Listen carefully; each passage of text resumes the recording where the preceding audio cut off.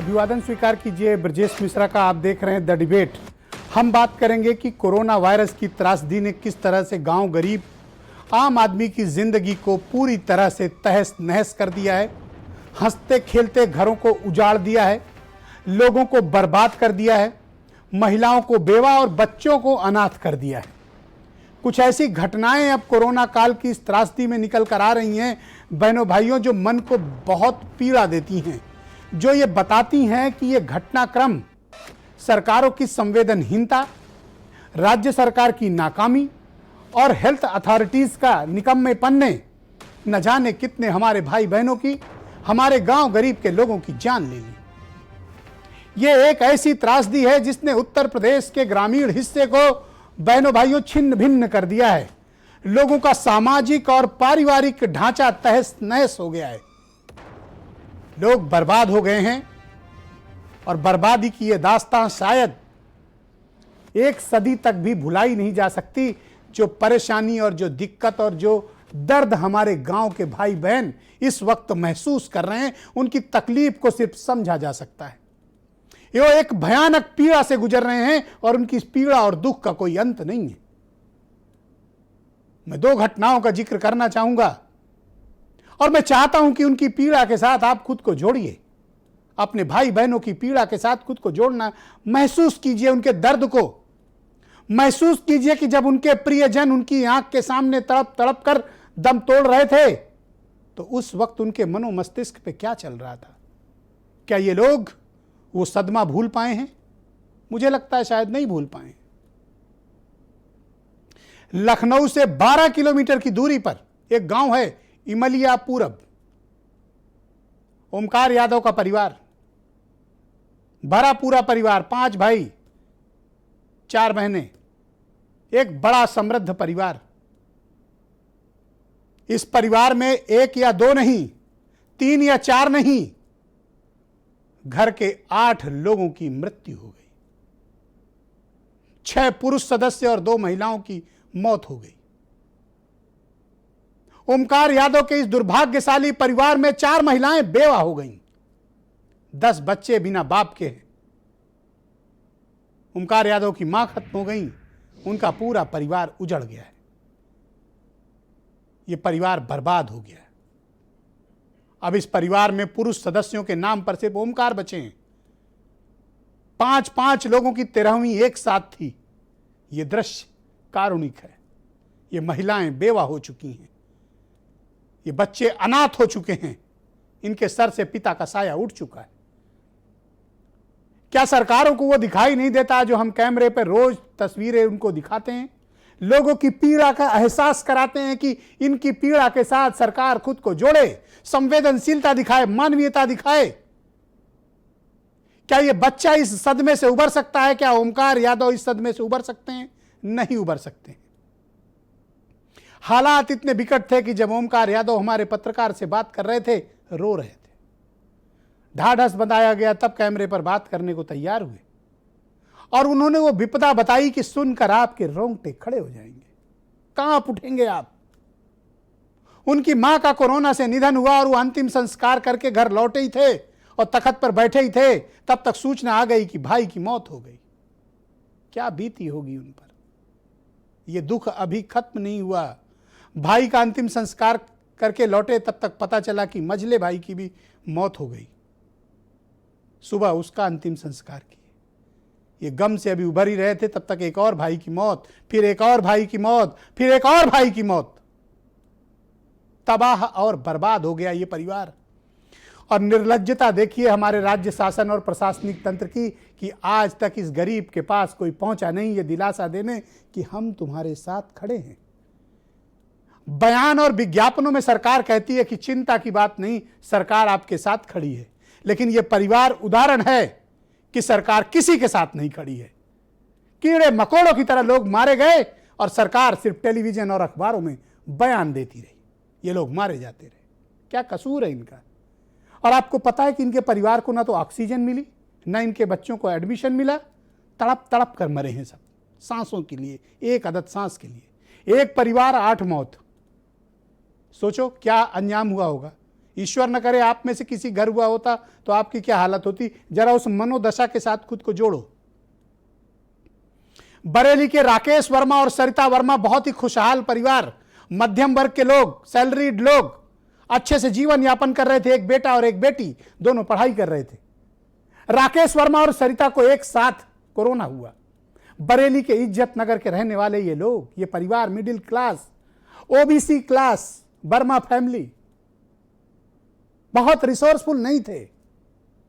निम्न मध्यम वर्ग में बेचारे किसी तरह ये वर्मा परिवार अपना जीवन काट रहा था। कोरोना हुआ, घंटों एम्बुलेंस के लिए बेटा बेटी परेशान रहे, रोते गिड़गिड़ाते रहे, मदद की फरियाद मांगते रहे, पर अफसोस कोई टर्न अप नहीं हुआ। बच्चों से देखा नहीं गया कि किस तरह से उनके माँ बाप एक एक सांस के लिए घुट रहे हैं। दोनों को कार में बिठाया और बच्चे अस्पताल दर अस्पताल जाते रहे। हर अस्पताल के बोर्ड पर लगा था नो एडमिशन। किसी अस्पताल ने उनके पिता और माता को जगह नहीं दी।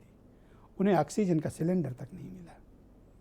बच्चों के सामने पहले राकेश वर्मा और फिर उनकी मां सरिता वर्मा,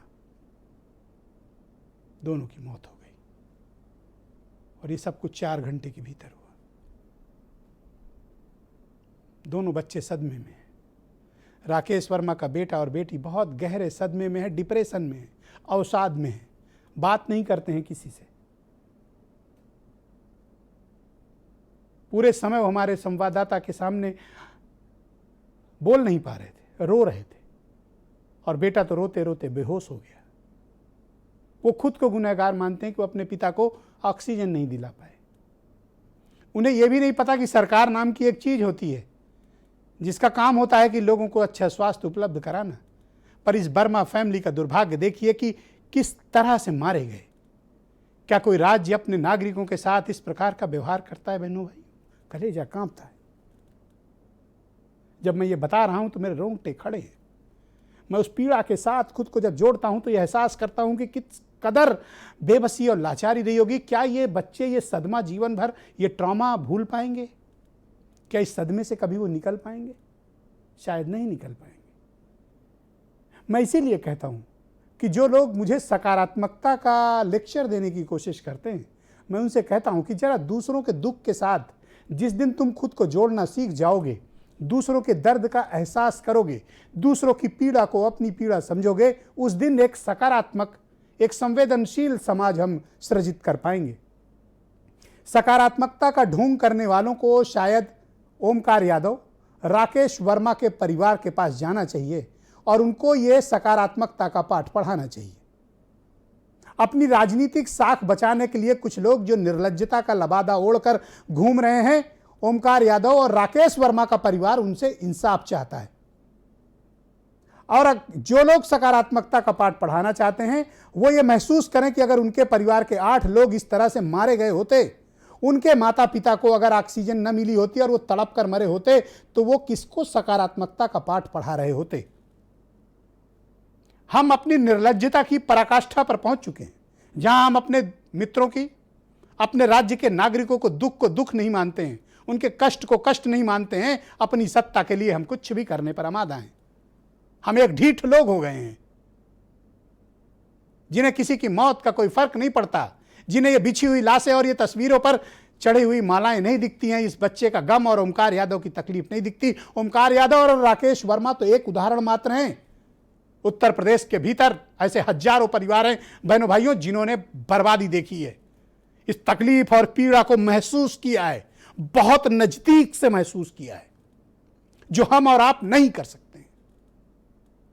तो मुझे उन लोगों से सकारात्मकता का सर्टिफिकेट या लेक्चर नहीं चाहिए जो इन लोगों की तकलीफ के साथ खुद को जोड़ नहीं सकते हैं। ये आपकी नाकामी के कारण हुई मौतें हैं, ये आपकी नाकामी के कारण बर्बाद हुए लोग हैं।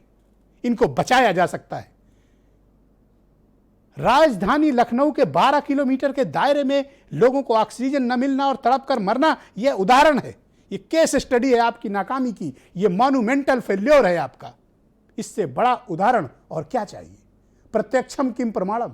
मैं प्रत्यक्ष के साथ, दावे के साथ, ये चुनौती के साथ कहता हूं, करा लो इसकी जांच। कौन लोग अधिकारी और मंत्री जिम्मेदार हैं, दो उनको सजा। इनके परिवारों को इंसाफ मिलना चाहिए। ये सिर्फ एक या दो परिवार नहीं, ऐसे हजारों परिवार हैं। और जो इससे भी बच गए वो अलीगढ़ में कीड़े मकोड़ों की तरह मारे जा रहे हैं। 100 से ज्यादा मौतें हो चुकी हैं अलीगढ़ के भीतर और कोई कार्रवाई नहीं। एक आबकारी कमिश्नर का सिर्फ ट्रांसफर, किसी का ट्रांसफर कर देना, क्या कार्रवाई होती है? आप अपने दिल पर हाथ रखकर आप स्वयं से पूछिए बहनों भाइयों। मैं उत्तर प्रदेश के लोगों से पूछना चाहता हूं कि क्या 100 लोगों की मौत की सजा किसी अधिकारी का ट्रांसफर है? क्या 100 लोगों की मौत की सजा एक अधिकारी का ट्रांसफर है? नहीं है। यह उस अधिकारी को बचाने की निर्लज्जता है। क्या कारण है कि अपर मुख्य सचिव आबकारी सस्पेंड नहीं हुआ? क्या कारण है कि आबकारी आयुक्त सस्पेंड नहीं हुआ? क्या कारण है कि डीएम अलीगढ़ सस्पेंड नहीं हुआ? और क्या कारण है कि राम नरेश अग्निहोत्री आबकारी मंत्री बर्खास्त नहीं हुआ? कारण क्यों ना माना जाए कि सरकार मिली हुई है शराब माफिया के साथ? अगर आप कोई प्रभावशाली कार्रवाई नहीं करते हैं तो कितने के खिलाफ आपने एनएसए लगाया, कितनों का घर बुलडोज किया, कितनों के घर गिराए गए? सरकार जवाब दे। कितने अधिकारी, कर्मचारी, सिपाही बर्खास्त किए गए? सरकार को जवाब देना चाहिए। जवाब नहीं है। कार्रवाई में भेदभाव है। क्या कोई माफिया का दबाव है? क्या माफिया और अफसरों का सिंडिकेट सरकार को ब्लैकमेल कर रहा है? अब तक कार्रवाई ना होना यह कुछ प्रमाणित करता है। तो जो कोरोना से मर गए, जहरीली शराब बच गए, वो जहरीली शराब से मारे जा रहे हैं। क्या यह कम चुनौतीपूर्ण बात है? और अब जब तीसरी वेव का खतरा हमारे समक्ष मौजूद है, ब्लैक फंगस का उत्तर प्रदेश में कहर है, इंजेक्शन नसीब नहीं है। इंजेक्शन के लिए सारा दिन या तो फोन आते हैं, मैसेजेस आते हैं लोगों के, गिड़गिड़ाते लोगों के।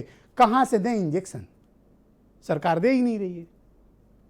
सारा कुछ रेड क्रॉस सोसाइटी के सर पर फोड़ दिया गया। रेड क्रॉस सोसाइटी कहती है कि हमको तो 2 दिन में 1 दिन स्टॉक देते हैं, ये हम किसको इंजेक्शन दें, किसको ना दें? अखबारों में बयान दे देने से, टीवी पर वीडियो कॉन्फ्रेंसिंग करके बयान दे देने से चीजें मिलती होती तो शायद हम इतनी बेबसी और इतनी बदहाली नहीं होती कि लखनऊ के बगल में एक परिवार में 8-8 मौतें। और ये तो कुछ हम निकाल के ला के आपको दिखा पाए। अभी तो हम सिर्फ 2000 गांव पहुंच पाए हैं। उत्तर प्रदेश में 96,000 गांव हैं। सोचो कितने लोग मारे गए हैं। जब ये सरकार कहती है कि हम अनाथ बच्चों को, जिनके माता पिता कोरोना से मारे गए हैं, उनको सरकार मुफ्त पढ़ाई लिखाई कराएगी, ध्यान रखेगी, तो जब आपने ऑडिट ही नहीं कराया, सर्वे ही नहीं कराया, आपको पता ही नहीं है, आपके पास डाटा ही गलत है, तो कौन इन बच्चों को इंसाफ देगा? आप देखिएगा बहनों भाइयों, कुछ महीने के बाद यही बच्चे मारे मारे फिरेंगे। जैसे आज तक 1671 अध्यापक, टीचर, शिक्षा मित्र, अनुदेशकों को इंसाफ नहीं मिला, ये भी इसी तरह भटकेंगे। इन्हें भी कोई पूछने वाला नहीं मिलेगा। आप भी भूल जाएंगे, मीडिया भी भूल जाएगी, लेकिन यकीन रखना भारत समाचार और ब्रजेश मिश्रा नहीं भूलेंगे। नहीं भूलेंगे हम ये, और पूछेंगे सरकार से तब तक जब तक नहीं पहुंच जाएगी हमारे इन भाई बहनों तक मदद।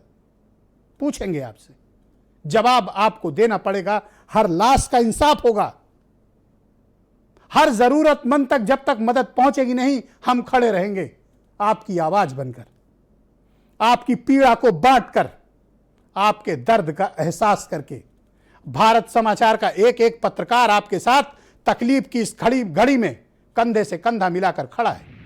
आपके लिए सवाल पूछेगा, आपके लिए मदद लाएगा और आपके लिए इंसाफ की मांग करेगा, जो हमारा कर्तव्य है मीडिया में होने के नाते। मैं चाहता हूं कि आज आप कुछ बयान सुने, फिर एक बड़ी डिबेट हम आगे बढ़ाएंगे।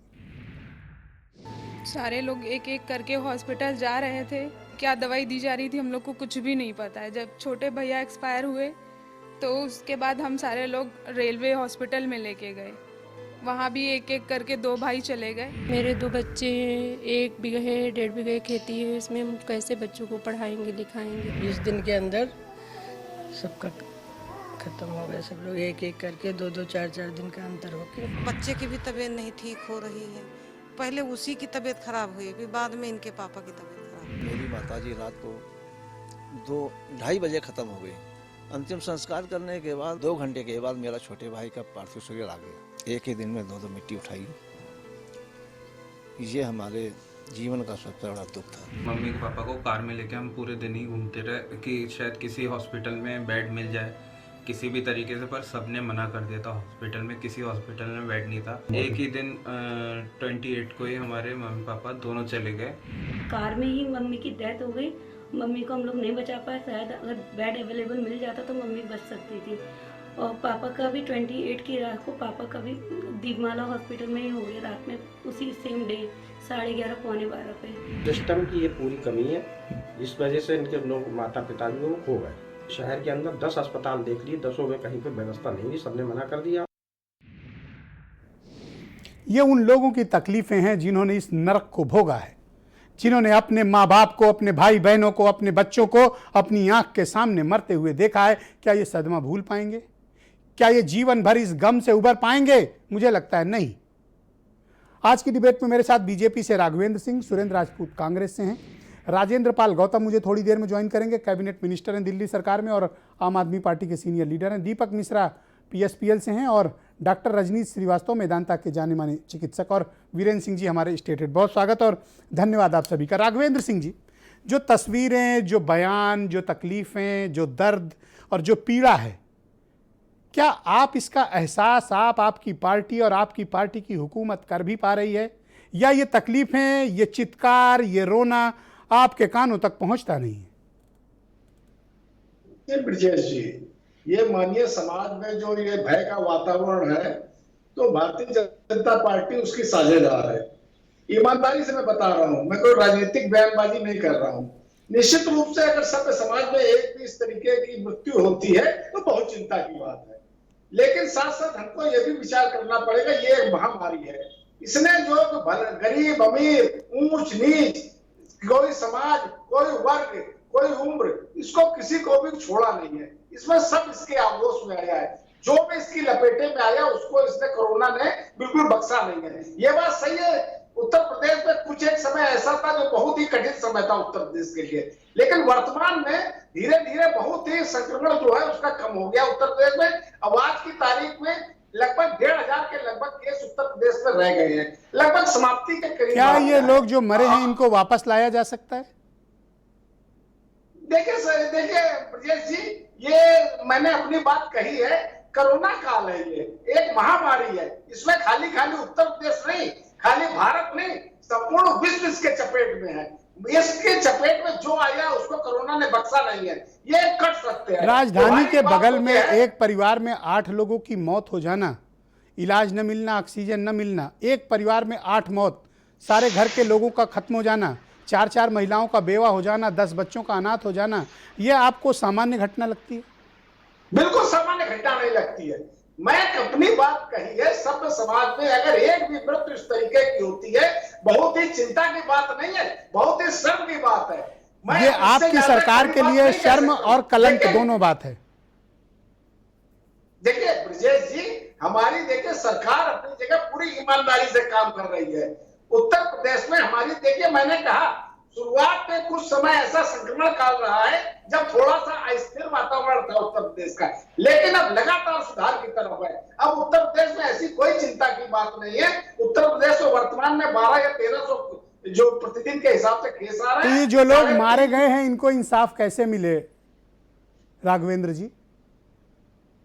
देखिए, इसमें इंसाफ का प्रश्न है। अब आप ब्रजेश जी कह रहे हैं, इसमें अगर कोई इसमें संबंधित प्रशासनिक अधिकारी दोष होगा, अगर कोई संबंधित कोई अन्य व्यक्ति दोषी होगा तो उसके ऊपर निश्चित रूप से कार्रवाई की जाएगी। मैं इस क्या आप भी सहमत हैं और अधिकांश लोग सहमत हैं इस बात से कि टीम 11 पर कोरोना नरसंहार का मुकदमा चलाया जाना चाहिए? क्या आप सहमत हैं इससे? नहीं, बिल्कुल ये ऐसा कोई विषय नहीं है। ये तो एक कुतर्क की बात हो गई है। टीम लाइन से इसका कोई मुकदमे से कोई वास्ता नहीं है। ये जो भारतीय टीम 11 तो high empowered corona control authority रही है उत्तर प्रदेश सरकार की, नाकामी भी उन्हीं के हिस्से आएगी। तो इतने बड़े नरसंहार के लिए क्या इस टीम 11 पर मुकदमा नहीं चलाया जाना चाहिए? अधिकांश लोग मानते हैं चलाया जाना चाहिए, और मुझे लगता है आपको भी ये लगता होगा कि चलाया जाना चाहिए। नहीं, हमें बिल्कुल नहीं लगता। ये एक कुतर्क की बात है। ब्रजेश जी, क्यों चलाया जाना चाहिए? टीम 9 अपनी जगह इसलिए चलाया जाना चाहिए कि आप ऑक्सीजन नहीं दे पाए, आप बेड नहीं दे पाए, आप एम्बुलेंस नहीं दे पाए, आप इंजेक्शन नहीं दे पाए, आप दवा नहीं दे पाए। हजारों लोग मारे गए इसलिए नहीं दे पाए, जो जिंदा थे इलाज नहीं दे पाए, मरने के बाद उनकी लाशें कुत्तों ने नोची, इसलिए आप पर मुकदमा चलाया जाना चाहिए। नहीं, ऐसा नहीं है। देखिए ब्रजेश जी, बहुत धैर्य से मेरी बात को आप सुनिए तो हमें लग रहा है पूरी बात आ जाएगी। मैं ये कह रहा हूं, ये संक्रमण काल उत्तर प्रदेश में जरूर रहा, वो मुश्किल से 5 या 7 दिन का रहा। उसके बाद लगातार हमारी स्थिति जो 30 तारीख के बाद आज तक 1 महीने के अंदर लगातार, मतलब आप ये स्वीकारते हो कि 5-7 दिन आपकी सरकार फेल रही राघवेंद्र जी? नहीं, फेल नहीं रही। अब आप कह रहे हैं तो आप जो कह सकते हैं आप, लेकिन ऐसा कोई बात नहीं है। उत्तर प्रदेश की जो सरकार है उसकी तारीफ WHO, तो एक बात बताओ मुझे, सरकार ने तारीफ की है। एक बात बताओ मुझे, क्या कोई ओमकार यादव के परिवार जाएगा उनको दिलासा देने? क्या आज तक राकेश वर्मा के परिवार से कोई मिलने गया? नहीं गया। ये आपकी असंवेदनशीलता, आपकी सरकार की अमानवीयता है, मिस हैंडलिंग है, कोरोना मिसमैनेजमेंट है। देखिए, आप जो कह रहे हैं निश्चित रूप से मिलने जाएंगे भी, उनको जो सुविधा दी जाएगी वो सब दी जाएगी, ये आगे का विषय है। हाँ। वर्तमान में हमारी सरकार ईमानदारी से कोरोना संक्रमण से लड़ाई लड़ रही है और लगातार उत्तरोत्तर प्रगति हो रही है। काश कि आप ईमानदारी से लड़ाई लड़े होते राघवेंद्र जी। मैं तो कहता हूं आपको स्वास्थ्य मंत्री बनाया गया होता तो आप ज्यादा अच्छा काम करके आए होते। देखिए ब्रजेश जी, अब ये विषय, अब आप क्या कह रहे हैं, कहां लिए जा रहे हैं, ये आपका विषय है, लेकिन मेरी बात आप पूरी नहीं होने दे रहे, बीच बीच में आप बात काट देते हैं। विषय ये है, अगर हम देश से तुलना करते हैं उत्तर प्रदेश की, उत्तर प्रदेश का सबसे बेहतर बर्बाद, अरे बर्बाद कर दिया आपने गांव ग्रामीण पूरा। आपको कौन सा सर्टिफिकेट दे दें? किसी की मौत का सर्टिफिकेट लेके आप लाशों के ढेर पे खड़े होकर आप जश्न मनाना चाहते हैं? लाशों के ढेर पर खड़े होकर आप जश्न मनाना चाहते हैं? ब्रजेश जी, अगर करना चाहते हैं तो ये आपकी सोच है, लेकिन वास्तविकता ये है उत्तर प्रदेश जो है वर्तमान में देश में सबसे बेहतर परफॉर्मेंस चल रहा है। जहां हजारों मौतें हो गई, एक परिवार में 8 मौतें, और आप कह रहे हो कि हम कोरोना में बेस्ट हैं। तो अगर ये बेस्ट है, WHO से बड़ी कोई संस्था, अरे मुकुट लगा लो WHO का, वो मुकुट लगा के ओमकार यादव और राकेश वर्मा के घर जाओ और उनको बताओ कि हमको कोरोना मैनेजमेंट में टॉपर मिला है। कोई संवेदनशीलता नहीं है आपकी। ऐसा नहीं है भाई, उस ओबीसी समाज के राकेश वर्मा की क्या गलती थी? इनको एक बेड नहीं दे पाए। वर्मा परिवार, ओबीसी परिवार, ये है आपके सरकार में ओबीसी लोगों के साथ आपका व्यवहार। नहीं, इस प्रकार का आरोप मत लगाइए। हमारी सरकार जो है सबका साथ। थैंक यू सुरेंद्र राजपूत, शुक्रिया आपका। राघवेंद्र भाई धन्यवाद। मैं आपके मित्र सुरेंद्र राजपूत को आमंत्रित करता हूं। सुरेंद्र जी बहुत शुक्रिया आपका। एक परिवार 8 लोगों की मौत, कल से जब मैंने उसका वीडियो देखा है मेरा मन बहुत व्यथित है। पर ये कहते हैं राघवेंद्र जी और बीजेपी की सरकार कि आप इनको WHO का सर्टिफिकेट दीजिए। मैं चाहता हूं कि ये लोग जाएं और ओमकार यादव से वो सर्टिफिकेट ग्रहण करें, सम्मानित महसूस करें।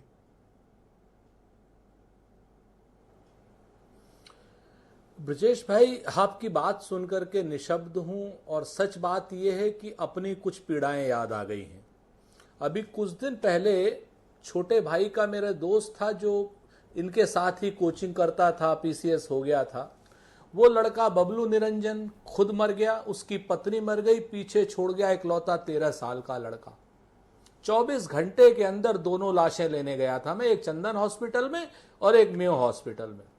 और जिस वक्त ये मेयो हॉस्पिटल में जो था ऑक्सीजन की कमी का उन्होंने बोर्ड लगाया था, उस दिन मैंने मुख्यमंत्री आवास में, मुख्यमंत्री सचिवालय में, और वो जो भी आपके मैं अधिकारियों को किसी को जानता नहीं, जिसको हो सकता था मैंने डिस्ट्रेस कॉल की थी। खैर, इस तरीके की सैकड़ों नहीं हजारों घटनाएं हैं पूरे देश में हैं। जिस तरीके की बात आपने की, आज वो सब कुछ चलचित्र की तरीके से सामने आ गया। और आपने जो टीम 11 की बात कही है, तो टीम 11 को और योगी सरकार को, योगी जी को और पूरी भाजपा सरकार को बिल्कुल मिलना चाहिए। WHO से नहीं, बाकायदा जो नोबेल प्राइज की वो एक एजेंसी है स्वीडन की, उससे मिलना चाहिए। झूठ के लिए, छल के लिए, कपट के लिए, प्रपंच के लिए, इसके अलावा आंकड़े छुपाने के लिए आंकड़े छुपाने के साथ साथ झूठ बोलने के लिए, इन सारी चीजों के लिए इनको नोबेल प्राइज की संस्तुति मैं भी करूंगा और आप भी कीजिएगा, इसमें कहीं कोई दो राय नहीं। इनकी टीम 11 को भी कीजिएगा और इनकी पूरी तो क्या सरकार आप को भी ये मानते हैं, जैसा कि तमाम लोग मानते हैं, हमने उत्तर प्रदेश में तमाम लोग मानते हैं कि टीम 11 पर मुकदमा चलाया जाना चाहिए, क्या आप भी ऐसा मानते हैं? मैं तो कहता हूं खाली टीम 11 पर क्यों, टीम 11 जिसने बनाई उस पर नहीं चलाया जाना चाहिए क्या? कहते हैं ना, कबीर ने कहा था कि बकरी पाती खात है ताकि काढ़ी खाल, और जो नर बकरी खात है ताको कौन हवाल। तो आप मुझे बता दीजिए, टीम 11 जिसने कॉन्स्टिट्यूट, एक टीम 11 तमिलनाडु में एमके स्टालिन ने कॉन्स्टिट्यूट की है, आपकी जानकारी के लिए बता दूं, जहां पर 11 एमएलए रखे हैं उन्होंने, एमके स्टालिन ने, जो डीएमके और कांग्रेस सरकार के मुख्यमंत्री हैं, उसमें उन्होंने 7 विपक्षी पार्टियों के एमएलए रखे हैं, और उस टीम का जो चेयरमैन बनाया है वो पिछले स्वास्थ्य मंत्री को बनाया है, जो एआईडीएमके का स्वास्थ्य मंत्री था। एक टीम 11 उन्होंने बनाई और एक टीम 11 इन्होंने बनाई जो सिर्फ आंकड़े छुपाती है। आज सही आंकड़े अगर आ लोगों जाएं, की तकलीफ तो के साथ हम खुद को जोड़ नहीं सकते? पूरे विश्व क्या में ऐसी उत्तर मजबूरी है प्रदेश का हमारी? मौतों में नंबर 1 नाम होगा। क्या हमारी मजबूरी है कि हम लोगों के दुख तकलीफ से खुद को जोड़ नहीं पूरे पाते? विश्व, जी मैं सुन नहीं पाया। दूसरों की तकलीफ के साथ हम खुद को जोड़ क्यों नहीं पाते हैं, मेरी ये चिंता है। हम और आप तो जोड़ रहे हैं। कांग्रेस पार्टी पूरे जनसेवा में लगी हुई है इस वक्त। कोरोना की किट 10 लाख से ज्यादा प्रियंका गांधी जी के नेतृत्व में बांट रही है। कुछ भारतीय जनता पार्टी के कार्यकर्ता भी काम कर रहे हैं अच्छा, लेकिन ये जो भारतीय जनता पार्टी की सरकार है, इसे 300 सीटें को ज्यादा चाहिए। आज से चुनाव में लग गई है। आज कह रहे हैं 300 पार, 500 पार, 900 पार ले जाएं भाई। ये लाशों के ढेर पर खड़े होकर ऐलान करे तांडव। शुक्रिया आज की डेट में लाशों के ढेर पर खड़े हैं, कानपुर से गाजीपुर तक हजारों लाशें खड़ी हैं। प्रेत योनि में पहुंच रहा है हमारे यहाँ का जो मरा हुआ वो आदमी है, जो गड़ गई है, कब्र में चली गई है। अंतिम संस्कार विधि विधान से नहीं हो रहा है, प्रेत योनि में जाएंगे वो सब लोग। इनको नरक भागी होंगे, धन्यवाद राजेंद्र पाल गौतम जी, शुक्रिया श्राप आपका, भागी होंगे। धन्यवाद। राजेंद्र पाल गौतम जी दिल्ली सरकार में कैबिनेट मिनिस्टर हैं और आम आदमी पार्टी के सीनियर लीडर। बहुत शुक्रिया आपका राजेंद्र पाल जी हमारे साथ जुड़ने के लिए। आपको उत्तर प्रदेश में आप पंचायत के इलेक्शन के दौरान प्रभारी भी रहे, आपने गाँव की स्थितियों का काफ़ी जायजा लिया। अब जिस तरह से गाँव से उत्तर प्रदेश से खबरें हमारे पास आ रही हैं वो बहुत चिंता देती हैं। मैंने बरेली की एक घटना का जिक्र किया, आप तब उस वक्त मेरे साथ जुड़ नहीं पाए थे। लखनऊ के बगल में एक गांव है, वहां पर एक परिवार में 8 लोगों की मौत हो गई। कोरोना काल की जो त्रासदी है वो गांव, ग्रामीण, मजरा और पूर्वा तक बड़ी भयानक है।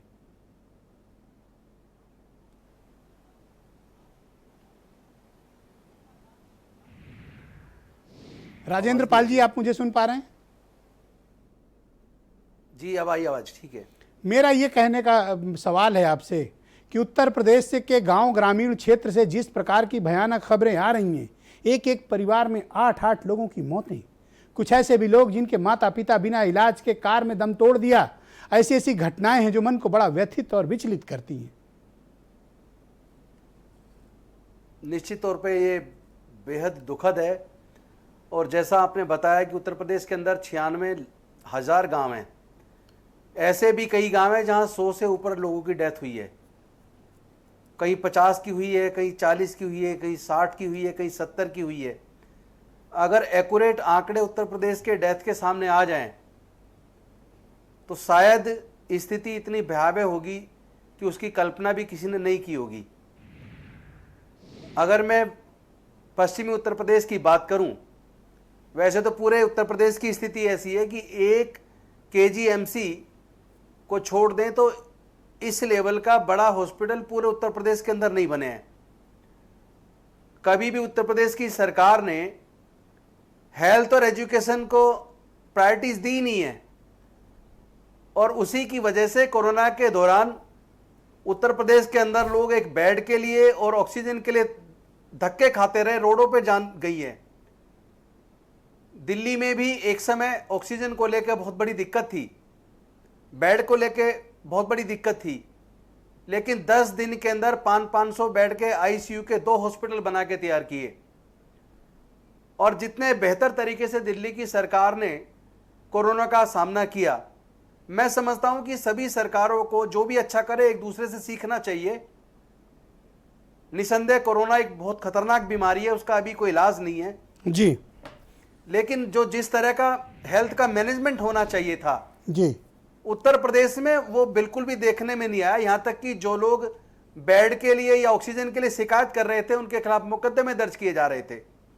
लाशें गंगा नदी में तैर रही थी और इतनी असंवेदनशील सरकार शायद पूरे देश में नहीं है और ना ही ऐसे मुख्यमंत्री पूरे देश में है। आपने कल हरियाणा के मुख्यमंत्री का बयान सुना होगा, जो अरविंद केजरीवाल जो दिल्ली के हमारे माननीय मुख्यमंत्री हैं, उनके बयान पर जो उन्होंने कहा था कि आपने 2-3 दिन के अंदर सारे इंजेक्शन लगा के बाकी अपने वैक्सीनेशन सेंटर को बंद किया है, आपको धीरे धीरे लगाने चाहिए। मतलब सोच के देखिए कैसी सोच है। हाँ, इस तरह की सोच से बचना चाहिए, उस पे केवल विशेष तौर पर 50 मुख्यमंत्री लगाइए, एक साल तक भी इंजेक्शन नहीं होंगे जी। तो अगर इस तरह के वैक्सीनेशन होगा तो क्या हम कोरोना से धन्यवाद आपका, धन्यवाद। तीसरी लहर आने को तैयार है, क्या हमारी तैयारी ठीक है? जी, दीपक मिश्रा मुझे ज्वाइन कर चुके हैं, पीएसपीएल के सीनियर स्पोक्स पर्सन। बहुत शुक्रिया आपका दीपक जी। जिस प्रकार की ये घटनाएं गांव ग्रामीण से निकल कर आ रही हैं, बरेली के इस परिवार की, राकेश वर्मा के परिवार की कहानी जब मैंने सुनी तो मैं बहुत देर तक स्तब्ध था, शौक में था कि किस सदमे से इनके बच्चे गुजर रहे होंगे कि इनके माँ बाप ने कार में इनके सामने दम तोड़ा और वो अपने पिता को भर्ती नहीं करा पाए, ऑक्सीजन तक नहीं दिला पाए। ओमकार यादव की तकलीफ का एहसास करिए कि पूरा घर बर्बाद हो गया, 8 लोगों की मौत।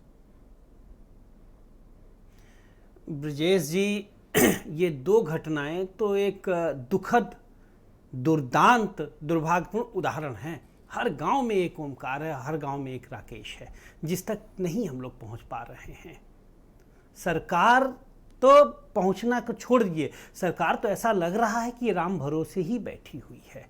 अलीगढ़ की मैं आपको घटना बताऊं, आज ही बात हो रही थी, हमारे एक आदिल भाई हैं, दुबई और अमेरिका के बड़े व्यापारी हैं, वो हैं इस समय वहीं पर।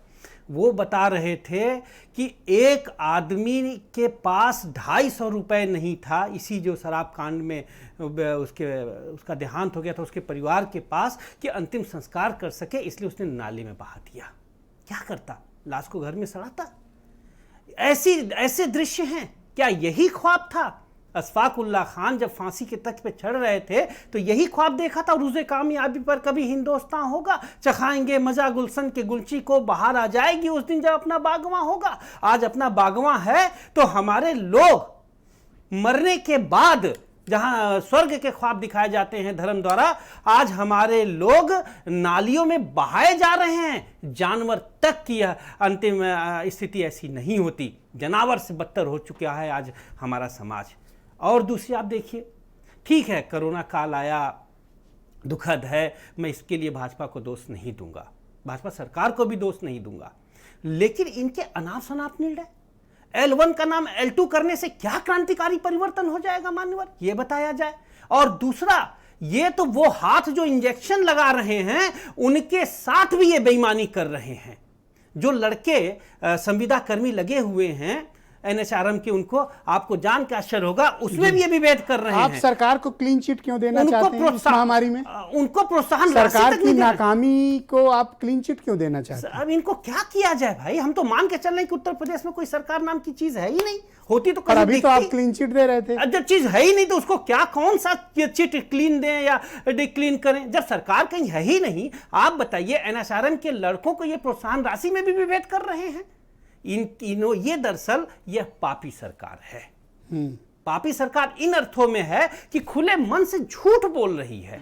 ये अगर सरकार विलुप्त हो जाए, जैसे शंकर परसाई का एक व्यंग्य था कि अगर थाने बंद हो जाएं तो अपराध न हो, चूंकि ज्यादातर अपराध थानों के संरक्षण चल रहे हैं, तो मुझे लगता है कि भयावह कोरोना को विभत्स बनाने का काम इनके अनाप शनाप तुगलकी फरमानों ने किया है। बहुत शुक्रिया आपका, बहुत बहुत धन्यवाद। इनके तुगलकी फरमानों ने किया है। डॉक्टर रजनीश श्रीवास्तव जी, मैं आपसे जानना चाहता हूं कि ब्लैक फंगस के मामले लखनऊ के भीतर उत्तर प्रदेश के बाकी शहरों में बड़ी रफ्तार से मिल रहे हैं, इंजेक्शन उपलब्ध नहीं है, लोग क्या करें?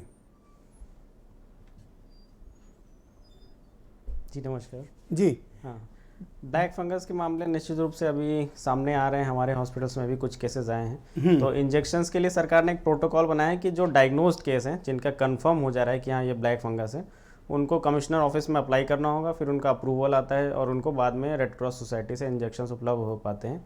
पर हाँ, वहाँ पे इतनी अच्छी अवेलेबिलिटी नहीं है, सभी को इंजेक्शंस नहीं मिल पा रहे हैं और एडिक्वेट क्वांटिटी में इंजेक्शंस नहीं है। उसके कुछ ऑल्टरनेटिव इंजेक्शंस हम लोग यूज़ कर रहे हैं, जैसे जो एम्फोटेरेसिन बीड नहीं मिल रहा है तो उसके जगह हम लोग पोसाकोनोजोल या दूसरी दवाइयाँ ये सब वोकोनोजोल को भी यूज़ कर रहे हैं। तो सिचुएशन तो क्रिटिकल है और सरकार इस पर प्रयास भी कर रही है कि प्रोडक्शन बढ़ाया जाए या और कहीं दूसरे कंट्री से इंपोर्ट किया जाए, तो मे भी आने वाले दिनों में स्थिति थोड़ी बेहतर हो। अभी कोरोना के मामलों का स्टेटस क्या है? अभी नए केसेस आ रहे हैं, क्या स्थिति है और आपके यहाँ का वार्ड कैसा चल रहा है? नए केसेस तो निश्चित रूप से कम हुए हैं। अभी मेन जो मरीज बचे हुए हैं वो L3 वाले जो ICU वाले पेशेंट्स हैं, जो critical patients plus post Covid patients जो कि क्रिटिकल पेशेंट्स में किस तरह की प्रॉब्लम वो ज़्यादा फेस कर रहे हैं? क्रिटिकल पेशेंट्स में दो तरह के पेशेंट हैं, एक तो जो कोरोना वाले ही जो ICU में अभी स्टे कर रहे हैं, जो पहले के पॉजिटिव आए हुए हैं, प्लस पोस्ट कोविड कॉम्प्लिकेशन भी बहुत सारे आ रहे हैं। जैसे हमने अभी डिस्कस किया कि फंगल इन्फेक्शंस बहुत कॉमन हो रहे हैं। तो जो पेशेंट एकदम ठीक हो जा रहे हैं उसके बाद भी कुछ लोगों को फीवर आ रहा है बाद में, तो उनका हम CT करके देख रहे हैं तो उनको फंगल इन्फेक्शंस मिल रहे हैं, या पोस्ट कोविड उनको निमोनिया हो जा रहा है या उनकी सांस फूलने लग रही है, कॉम्प्लिकेशंस। जी पोस्ट कोविड कॉम्प्लिकेशंस। बीरेन जी भी आ गए डिबेट में। भाई बीरेन जी, आज मैंने ये लखनऊ और बरेली की 2 खबरें देखी गांव से जो आपने मंगवाई, ये बहुत ही तकलीफदेह हैं। ये बताती हैं कि गांव ग्रामीण में कितनी भयानक हालात के बीच लोग मर रहे हैं और उनकी ज़िंदगी किस तरह से तबाह और बर्बाद हो गई है।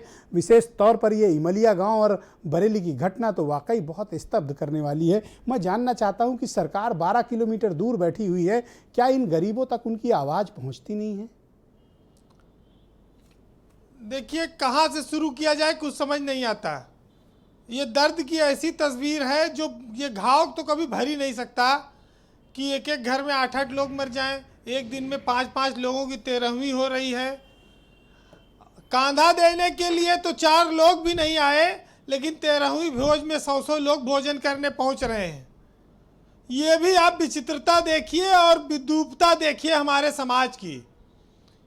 और आपको एक केस कानपुर का भी बताऊं कि जहां एक 5 साल की और 11 साल की 2 बच्चियां हैं, किराएदार थे, माँ बाप दोनों मर गए।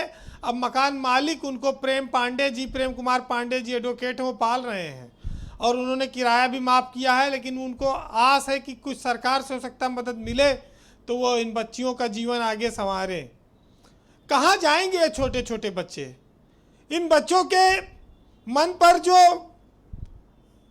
धक्का लगा है, जो उनके खालीपन आया है, जो आप कह रहे हैं अवसाद में, हम लोग तो कल्पना नहीं कर सकते। बच्चे पूरी रात सोते हैं, रोते हैं, माँ बाप को याद करते हैं।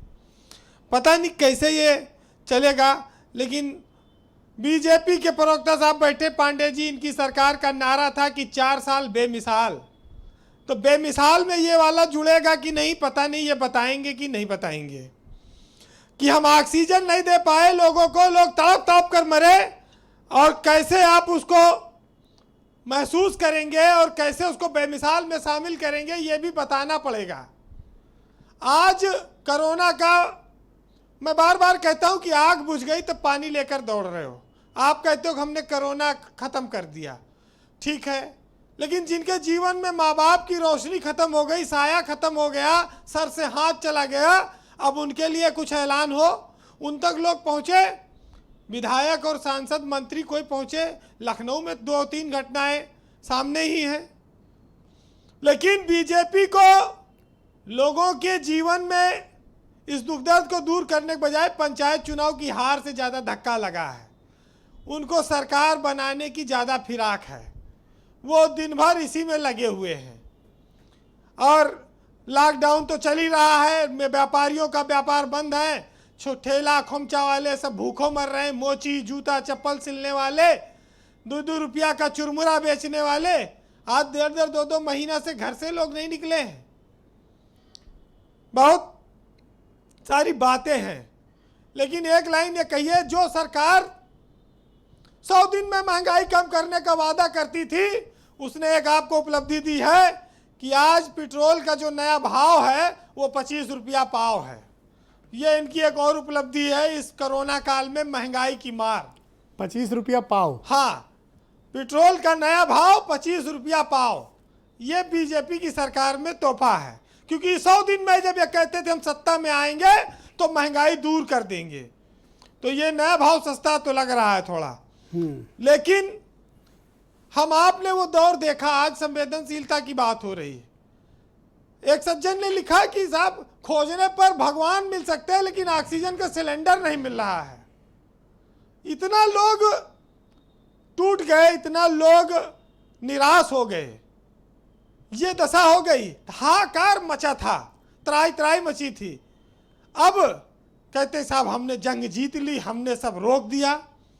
भाई इंसानों की बदबू से जब पूरा पूरा शहर पट गया तब इस सरकार ने कहा कि इस पर भी आप मौसम को खुशगवार कहो, और लोगों ने कहा। ये बड़ी विचित्र बात है।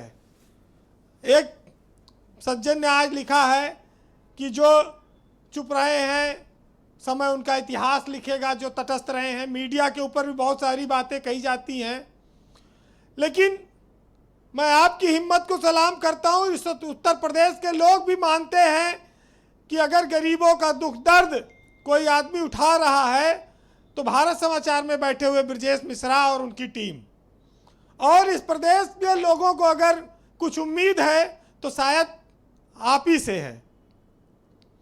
एक सज्जन ने आज कहा कि आने वाली पीढ़ियां जब हमसे पूछेंगी कि इतनी बड़ी महामारी थी, इतने लोग मर रहे थे, तो आपके दौर में मीडिया क्या कर रहा था? तो उसने कहा कि मैं लोगों को बताऊंगा कि उस दौर का मीडिया इन मौतों के बाद भी सरकार के पजामे में नाड़ा डाल रहा था। खाली उसकी हिम्मत नहीं थी कि वो सरकार को सच्चाई बताए। लेकिन आपने लगातार इस अभियान को चलाया, 2 महीना, 4 महीना, 6 महीना, 2 साल, तमाम विपरीत परिस्थितियों में। इसके लिए आने वाला वक्त, आने वाले लोग याद करेंगे, वो महसूस करेंगे कि नदी के विपरीत धारा में बहकर कम संसाधनों में लोगों के जीवन को, बच्चों के जीवन को बनाने और संवारने के लिए आवाज उठाने वाली एक सशक्त व्यक्ति मौजूद था। बहुत सारी बातें हैं, भावनात्मक हैं जी, लेकिन दर्द बहुत होता है। ऐसी तस्वीरें दिखाते हैं हम, मजबूरी भी है। लेकिन सच्चाई यह है कि सरकार को, जो अपने आप को सबसे अलग सरकार कहती थी, उसने कितने लोगों को राहत दी है। इन्होंने कुछ ऐलान किया है कि हम बच्चों को 4000 रुपया देंगे, बालिग होने तक उनके परिजनों को या जो उनके आश्रित हैं उनको पढ़ाई की व्यवस्था करेंगे। अभी आंकड़े नहीं इकट्ठा है, करेंगे क्या। लेकिन आज की तारीख में जो बच्चे जिनके माँ बाप नहीं, वो क्या खाएं? पड़ोसी ना खिलाएं, मामा नाना ना खिलाएं, चाचा चाची ना खिलाएं, या कोई इस देश का, प्रदेश का सज्जन आदमी ना दे, तो वो कहाँ जाए, किसके पास उठे बैठे? आज क्या व्यवस्था है? कुछ है ही नहीं है। कोई दादा दादी के घर रह रहा है, कोई मामा नानी के घर रह रहा है, कोई चाचा चाची के घर है, किसी को समाज के किसी सज्जन आदमी ने शरण दी है। बादल फट जाए, जो बचे हैं वो मर जाएं। ये दर्द, ये तकलीफ लोग देख कैसे पा रहे होंगे, आसपास के लोग, अपने आप में कल्पना नहीं हो सकती जी। बहरहाल जी वीरेंद्र जी, जो आंधी चली, उस आंधी में सरकार के दावे थे, तमाम नर्सिंग होमों ने भी करोड़ों अरबों बनाए। सरकारों की सेहत पे ज़्यादा फर्क नहीं पड़ता। उनको लगता है कि पहली लहर के लोग 1-1000 किलोमीटर पैदल चलना भूल गए, वो ये भी मौतें भी भूल जाएंगे। हमें 7 महीना बाद फिर सरकार बनानी है, चुनाव में लगो। प्रधानी चुनाव लड़ चुके हैं, अब जिला पंचायत अध्यक्ष चुनो। बहरहाल एक साहित्यकार ने लिखा है कि जब लोग मर रहे थे, लोगों के पास पैसा नहीं था, तो लोग कैसे चैन से सो रहे थे, और जो पीड़ित थे वो क्या क्या जेवर, घर परिवार बेच रहे थे कि वो चैन से सो रहे हैं शहर बेचकर, और कोई सुहाग बचा रहा है जेवर बेचकर। बाप ने उम्र गुजार दी जिस घर को बनाने में, और बेटा उसकी सांसें खरीद रहा है उसी घर को बेचकर, और बर्बाद हो गए घर दवा खरीदने में, और कुछ लोगों की तिजोरी भर गई जहर बेचकर। बहुत बहुत शुक्रिया, बड़ी ऊंची बात आपने कही वीरेंद्र जी, बहुत बहुत धन्यवाद। राघवेंद्र जी, मैं आपसे समझना चाहता हूँ, और वीरेंद्र जी ने बहुत वैलिड बात कही।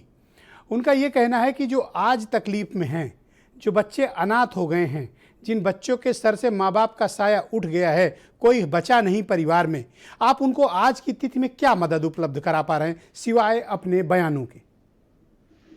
नहीं, ऐसा नहीं है ब्रजेश जी, हमारी सरकार बहुत संवेदनशील सरकार है। माननीय मुख्यमंत्री जी ने जो योजनाएं, बहुत सी योजनाएं हैं, उसकी चर्चा मैं नहीं करना चाहता हूं, बाल सेवा योजना के तहत घोषणा की हुई है और लगातार हमारे जो है विधायक सांसद संगठन के लोग संपर्क में है। उसकी सूची बनाई जा रही है और समय रहते सबके पास सुविधाएं उपलब्ध कराई जाएंगी। मैं एक बात कहना चाहता हूं ब्रजेश जी, ये बताइए, अगर किसी प्रकार का अध्ययन हमें करना है तो तुलनात्मक अध्ययन तो करना पड़ेगा। हम ये नहीं चाहते उत्तर प्रदेश की तुलना हम अमेरिका से करें, कम से कम पंजाब से तो कर सकते हैं, महाराष्ट्र से तो कर सकते हैं। ये जो कांग्रेस के प्रवक्ता या आम आदमी पार्टी के प्रवक्ता यहाँ पर गला फाड़ फाड़ के चिल्लाते हैं, कम से कम इनके भी उद्देश्य में कहीं कहीं सरकारें हैं, वहां इन लोगों ने क्या हालत बना रखी है, महाराष्ट्र में क्या हालत बना रखी है, पंजाब में क्या हालत बना रखी है। 70% केस अभी भी देश के उन्हीं दोनों प्रदेशों से आते हैं। उत्तर प्रदेश की स्थिति अभी देश के सबसे अच्छे प्रदेशों में है। हमारी ये बात सही है, कोरोना एक महामारी है, उसका जो पूरा देश उसकी जो है अपराध जो कमियां आई है उसको भुगत रहा है, लेकिन हमारी सरकार बहुत बेहतर परफॉर्मेंस देश में है, देश में सबसे अच्छे तरीके से काम कर रही है। आज की तारीख में सबसे कम संक्रमण जो है ओके, सुरेंद्र राजपूत, इनको उत्तर प्रदेश नहीं, आप में ज्यादा दिलचस्पी है। Okay Surendra Rajput, go ahead. Surendra Rajput, Raghavendra Singh का जवाब दीजिए। राघवेंद्र जी, हमें उत्तर प्रदेश नहीं पूरे देश में जानते हैं, हम चाहते हैं, और जहां पर भी एक आदमी मर रहा हो, चाहे वो महाराष्ट्र में हो, राजस्थान में हो, छत्तीसगढ़ में हो, मध्य प्रदेश में हो, उत्तर प्रदेश में या बंगाल में हो, हमारे लिए उतने ही दुख का विषय है। हम आप लोगों की तरीके से विभेद नहीं करते हैं। अगर महाराष्ट्र की सरकार ने गलत काम किया है तो उसको भी सजा मिलनी चाहिए, और अगर उत्तर प्रदेश की, जैसे कहते हैं ना कि उत्तर प्रदेश की सरकार ने जो घनघोर पाप किया है जिससे कि कई जो लोग जिम्मेवार हैं नरकगामी होंगे, वो है आंकड़ों को छुपाने का पाप।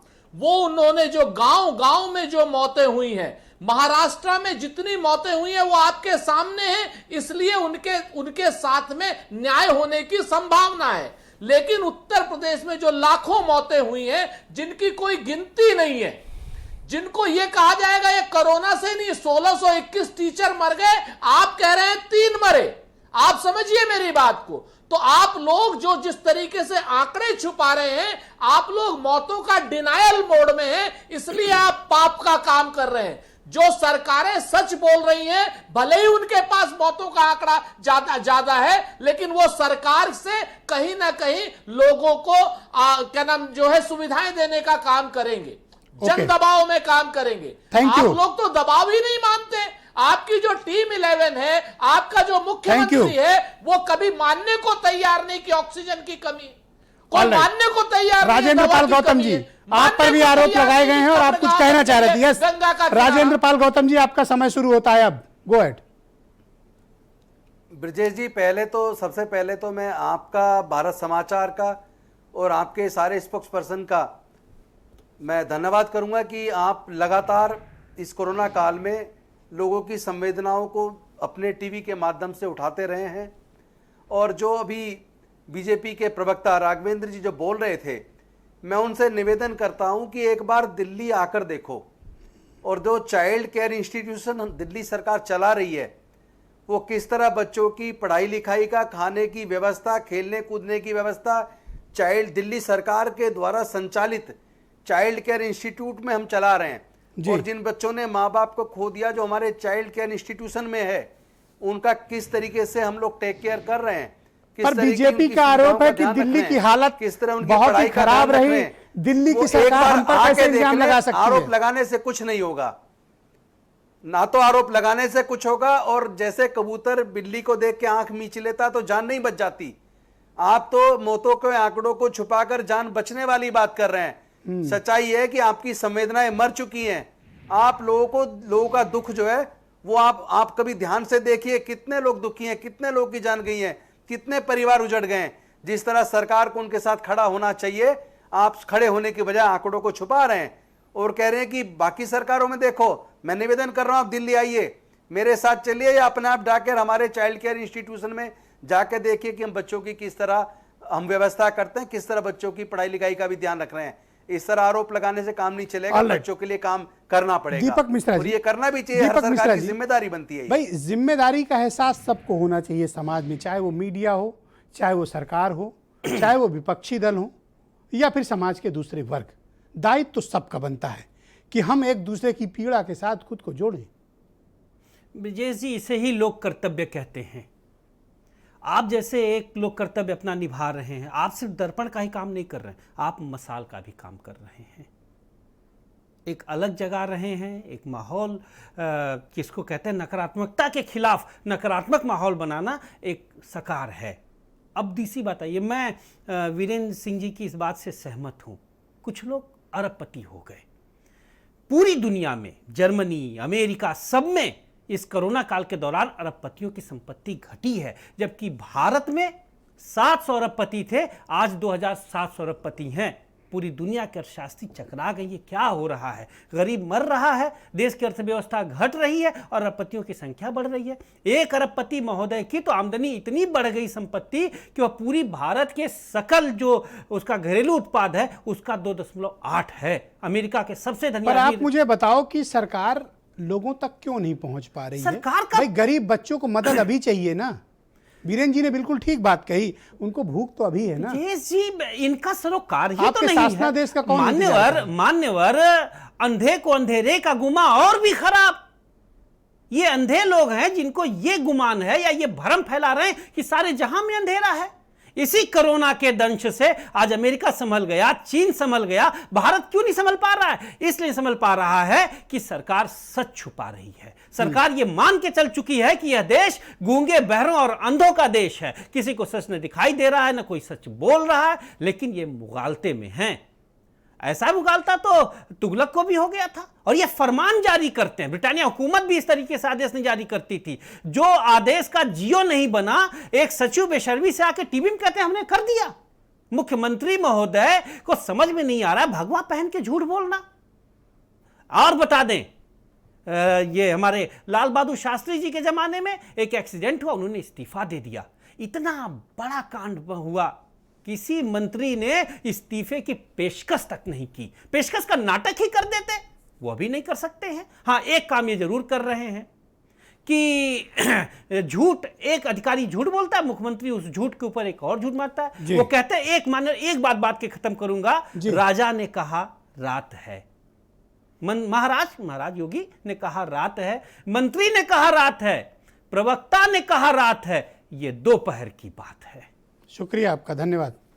डॉक्टर रजनीश, मैं आपसे जानना चाहता हूं कि लोग पोस्ट कोविड किस प्रकार से अपना ध्यान रखें और क्या क्या प्रिकॉशंस बरतें ताकि उन्हें किसी प्रकार की कॉम्प्लिकेशंस ना हो। जी, सबसे पहली बात तो आपको अपने जो भी डॉक्टर के देखरेख में है उनके रेगुलर फॉलोअप में रहना चाहिए। तो पोस्ट कोविड जैसे आप डिस्चार्ज होकर जाते हैं तो आप रेगुलर पहले हफ्ते या दूसरे हफ्ते में रेगुलर फॉलोअप करिए।